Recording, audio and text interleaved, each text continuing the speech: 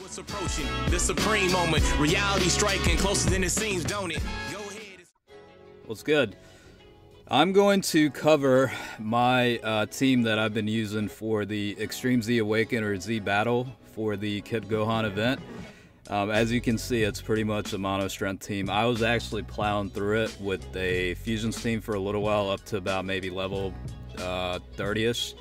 And then I had to switch over to the strength team because it's much more efficient and quicker. So let me give you a breakdown of my recommended setup. Obviously, your pick is, your lead is going to be Super Saiyan 4 Goku. I've got him at 90%. He's got level 20 for critical, so he's going to be contributing a lot to, the damage output. And then I've got a Rainbow Super Gogeta. He's got level 15 for additionals, and then level 5 and level 6, I think, for dodge. All right, so he's also going to be, he's not as a heavy hitter, but he'll hit enough to where, it does make a difference. Honey Pond is going to be one of your key cards that you need, basically because she has the ability to reduce damage taken by 50%, and then also has the ability to recover 30% of damage applied toward HP. So since you can't use any items, it's a no-brainer to include this girl on there. And I went with like a level 14 on critical with her. I haven't really fully unleashed her potential yet, but level 14 critical will help out in terms of maximizing the HP recovery. This guy is going to be a huge asset. Basically, he's going to be your main defender. Anytime you have a block of attacks coming, you want to place him there because he will tank quite a bit. Like 80% of damage reduction is a hell of a nice feature to have. So that's mainly his purpose.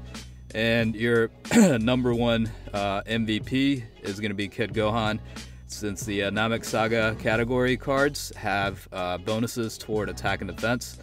This guy is going to hit pretty hard. Now, initially I had level 5 for combos and level 15 for criticals. I kind of switched it up and went with level 15 for additional attack because he's already getting the bonus for the damage output. So I want him to hit as hard as he can with additional attack. So basically, overall, he's going to be putting out more damage with more focus on an additional attack. All right, and then I've got the Rage Goku. He's also part of the Namek Saga, so he definitely does help put out some damage. So he's got the ability to increase his attack output, off the SA. So, and he's got the ability to survive a KO if HP is over 20%. So that's another bonus feature about this guy. I went with a heavy focus on criticals for him, just to make sure he can hit as hard as he can. So that's pretty much the team recommendation that I have. Obviously, it can vary depending on the player, but that's the team I've been going with. So let's switch over and actually start level 75. Okay, so as you can see, I am on level 75, about to start. And I mean, honestly, compared to the other Z battles, it's actually not bad. It's a lot easier and more doable than the other ones were. So a lot of it does still base on luck and RNG on the placement of where the attacks are coming. So as you can see here, I'm going to put Honey Pond up front because she's got the potential to reduce damage by 50%. Goku actually takes quite a bit of a heavy hit in these later stages. Like, he'll get hit for a normal attack will hit for about 50,000 on him. So you just have to be a little bit careful on how your rotation is and how your character lineup is based on each turn. So that 122,000 is not much, but 30% of that definitely helps in terms of the HP recovery.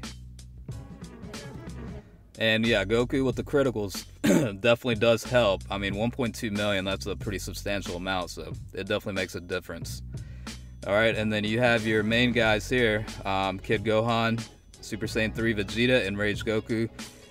It's pretty obvious you want to put Vegeta up front when they're, when Vegeta's got a bunch of attacks concentrated in one location. So, and then Goku can actually take a decent hit. He does, he gets that defense boost, so he does help. But Overall, you know, your top performing defenders are going to be Super Saiyan 3 Vegeta and Kid Gohan. So when the most attacks are coming, you want to put either of those, you want to prioritize putting those guys there.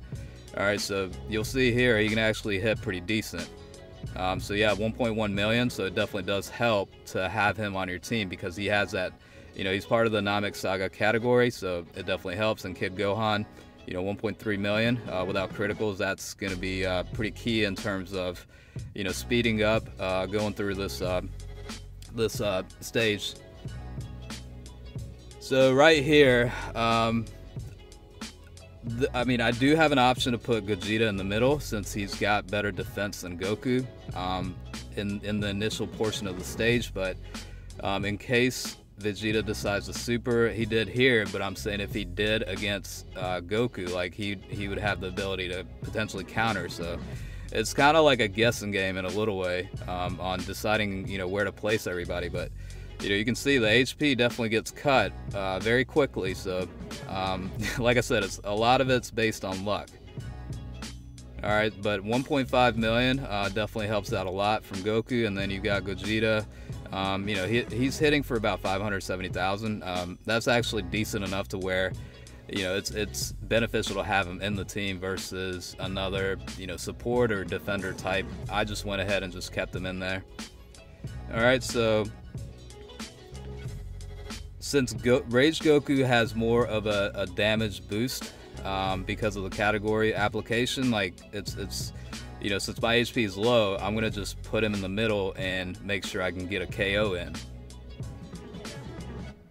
All right, and there you have it. That is level 75. I'm gonna keep going, but definitely be on the lookout for another video. All right, so thanks for watching, and I'll check you guys later.